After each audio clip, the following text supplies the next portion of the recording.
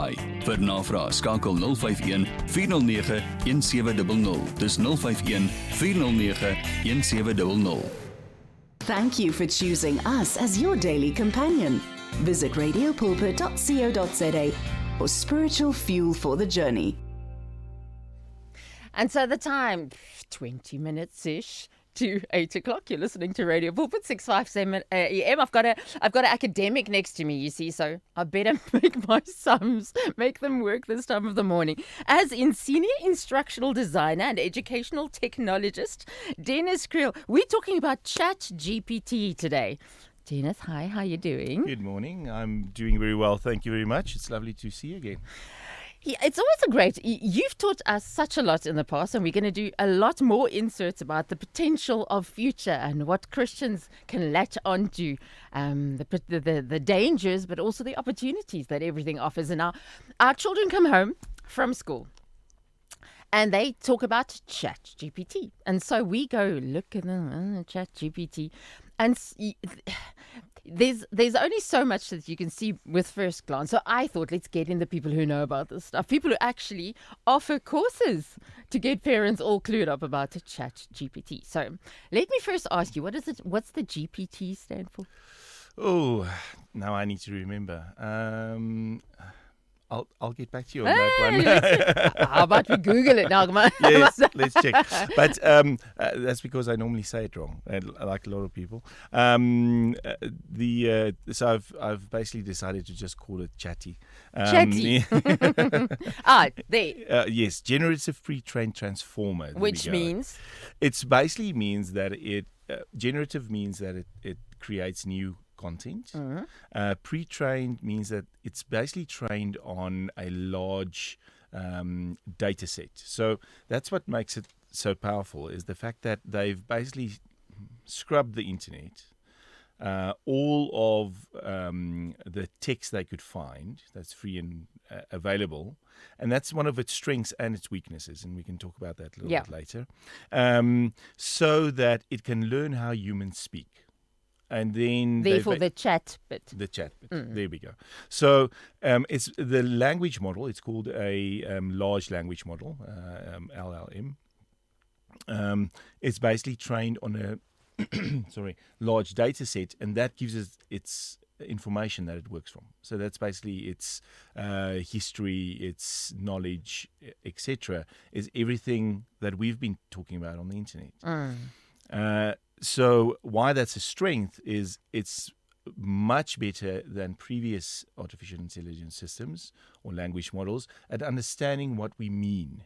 Not just the words that we type, but actually what we mean when we type it, because it's been trained on thousands and thousands and thousands of conversations that has been happening on the internet. That's very nice. That means I can speak to it in my normal language. I don't have to go all academic or ask the question in a very specific way if I want so you don't have to program like you normally would, speak in a specific syntax for it to understand you.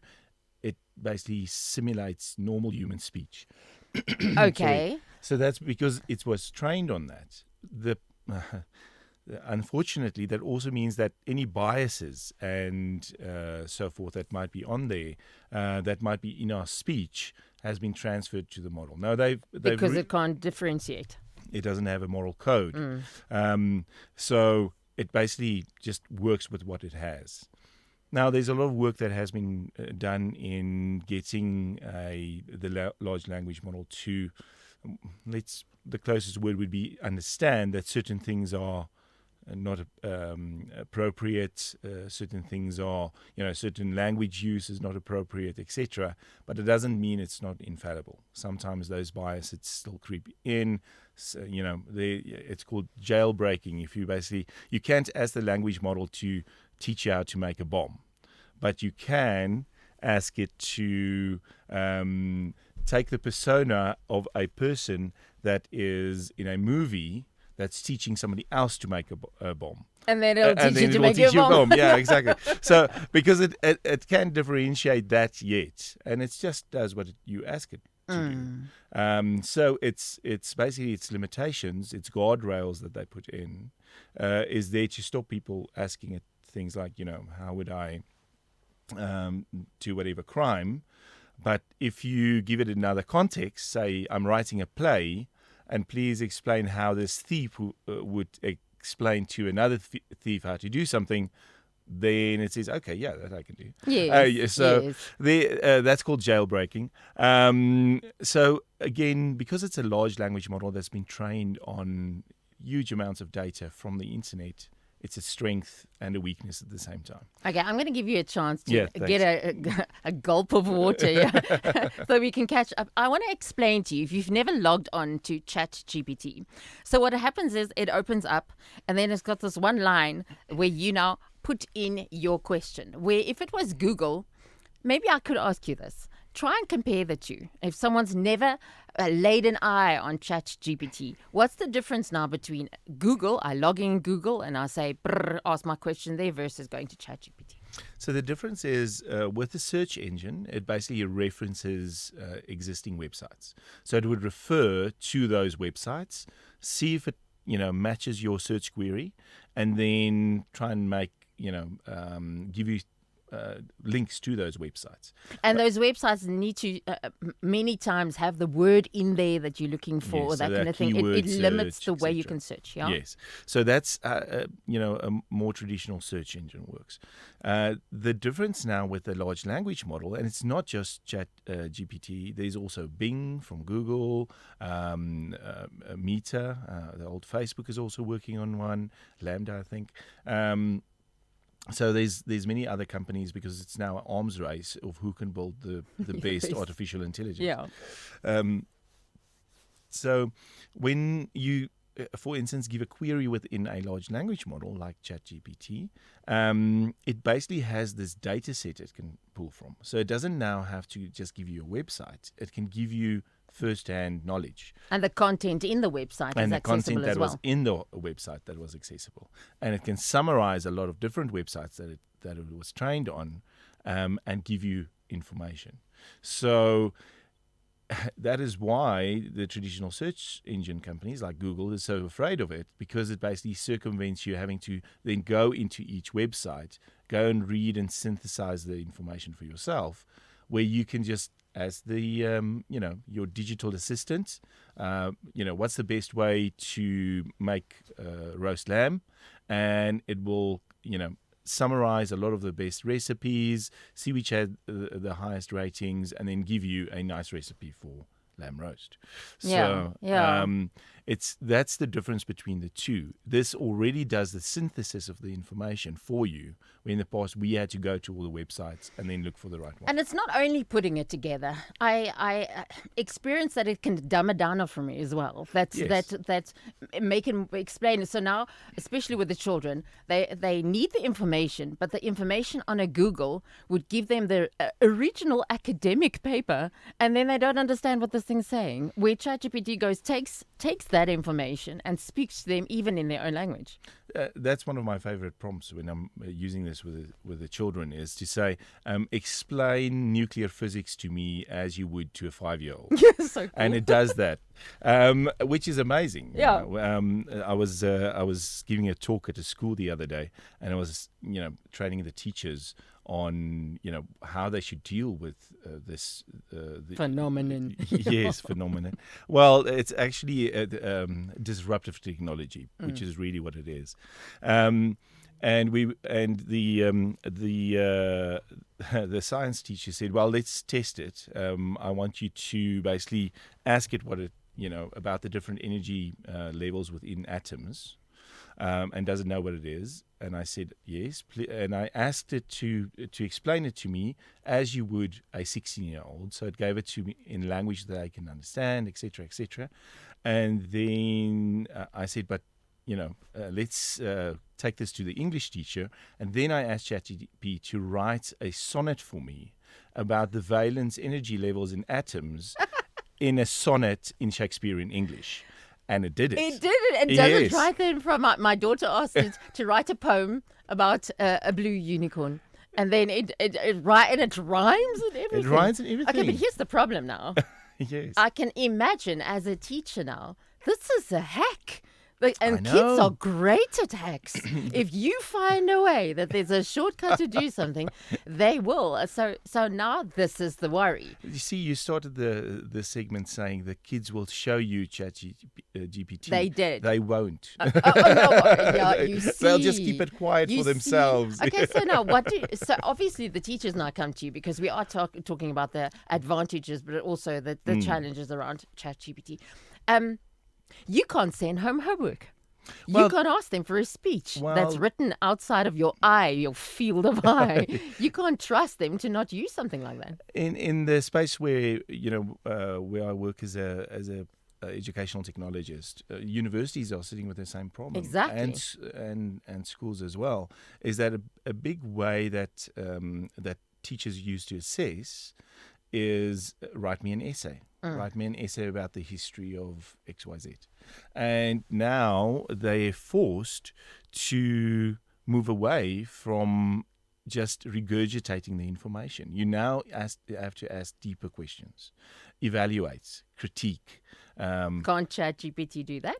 It can help you with it, but to really understand a topic, you can set up your questions in such a way that that it can't help you with it. So I'll give you an example. Yes. Okay. So I think that's the mindset change that we need to move away from, where instead of just asking children to write us a paragraph or essay about something, we might ask them to create something for us. So a quick video that they record themselves, or there's so many wonderful ways we can assess mastery of a topic that is not just write me an essay. Yeah. And it's forcing universities and schools to rethink how they assess if somebody has mastery about a topic. An example, for instance, I was training some lecturers around this, and the economics lecturer was very upset because she just gave a essay that they had to write about, the students had to write about the ESCOM's challenges and how it can fix it. Yeah. And we asked Chat GPT to do it for us, and it gave a beautiful answer. And then she said, well, now this whole activity is meaningless. And I said, well, just take it a step further. Give this to them already and say, critique this.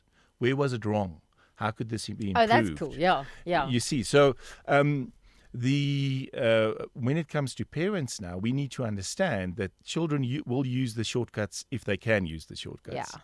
And we need to teach them ethical use of this disruptive technology so that they know that, yes, it might be a shortcut now when I'm doing my homework, but when I'm sitting in the exam, I won't have the expertise or the mastery of how to write that essay or how to critique or how to synthesize the knowledge into something else. Because that was another thing that people were saying, was this Chat GPT is thinking for you. That if we have that easy access to the potential of this, that it literally it does the thinking for you. What do you think about that? And that because it's there, we'll rather use that than to think yourself. This can be another discussion for another day, but the impact that this will have on the future of work and the types of work that we'll be doing. One of my favorite sayings is any teacher that can be replaced with technology should be replaced with technology because they're not adding value. Yeah. So only if you, for instance, use your face-to-face time with your students to really go into depth with your understanding on a topic, you add value. If you're just reading from your PowerPoint presentation, then you could have said that to ChatGPT. Exactly, and ask it to summarize it for you as well. They'll do it better. Yeah, they'll do it better. Yeah. So this comes back to the question of, will this not dumb us down, which is basically the core of the question, and it has the potential to, but very quickly, AI won't replace the job that you have, but people that know how to leverage AI will. So, in my mind, it actually enables us to move faster, be more efficient, get to a place where we don't have to do the grunt work. We can focus on the things that we are great with, and that is that synthesis, the application, the creativity, etc. You can get more done. We can get more done. So I'm looking forward to the day when I have my own personal digital assistant that I can ask to, book. It knows what movies I like. I can ask it to, look through the movies that's available, book it for me, and a restaurant that it knows me and my wife would like. And then, it does all of that grunt work for me because it's trained as my artificial intelligence agent. It knows my likes. It knows what how I think. Schedule. It can access my schedule. It can access, a lot of data points for me around my life, because one of the challenges we have these days is information overload. How do you manage, all of the information coming through all of the information streams that we live with, and to use that to synthesize for you, the things that you're passionate about, that you want to learn more about. Your news will be personalized, and this is bringing it back to parents as well. If we try, our children will be working with this technology. We need to enable them to use it in such a way that it benefits them, that it benefits society. And